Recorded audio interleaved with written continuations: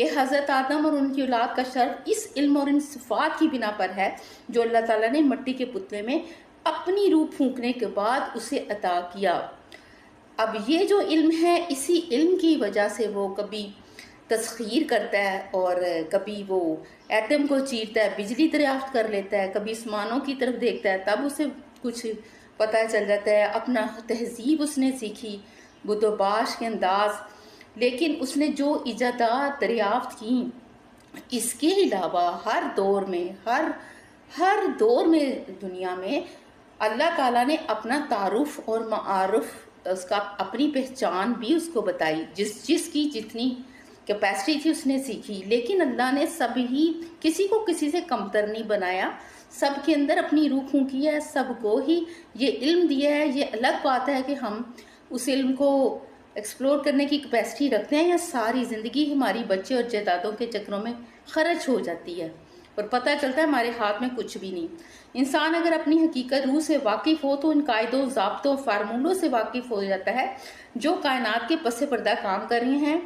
اور جس کی وجہ سے مخلوق میں افضل ہے۔ اب یہ ہر ایک کو تو نہیں پتا، جنہوں نے پتہ کیا انہوں نے بکس میں بتایا۔ اچھا، ایک اور حضرت آدم کے 25 مقامات پہ آپ پڑھیں گے تو آپ کو اندازہ ہوگا کہ سہون غلطی کے باوجود آدم نے عاجزی کا اظہار کیا ہے اور اللہ نے اس کو پسند فرمایا اور اسے معاف کر دیا۔ آدم نے اپنی غلطی مانی ہے اور غلطی کی معافی مانگی اور اللہ کو اس کی عاجزی پسند ہے،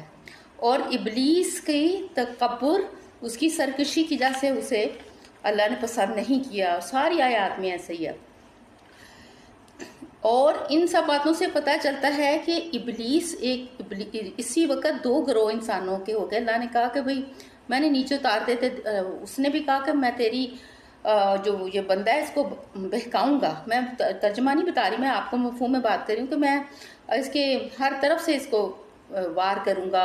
وسوسے ڈالوں گا، وہم ڈالوں گا، اس کو مایوس کروں گا۔ تو اللہ تعالیٰ نے کہا کہ جو میرے بندے ہوں گے وہ تیرے بہکاوے میں نہیں آئیں گے۔ تو ہم خود ہی اس قرآن کو پڑھیں اور بڑی تفصیل سے حضرت ابراہیم، حضرت آدم، ابلیس اور یہ فرشتوں کے پڑھیں ان آیات کو، تو آپ کو پتہ چلے گا کہ اللہ کو سرکشی اور بغاوت نہیں پسند۔ اللہ یقین والوں کو پسند کرتا ہے، شک والوں کو پسند نہیں کرتا۔ ایک یہ پوائنٹ انسان کو سمجھ آ جائے، اور سورہ ناس میں اللہ نے کہا ہے کہ میری پناہ مانگو، جو وسوسے آپ ہمارے میں جو وسوسے آتے ہیں ہمارے نفس کی وجہ سے، ناس کی وجہ سے، جنوں کی وجہ سے، انسانوں کی وجہ سے، اسے اللہ کی پناہ بار بار تو کہا گیا، یعنی ہمارے پاس جائے پناہ سوائے اللہ کے کوئی نہیں ہے۔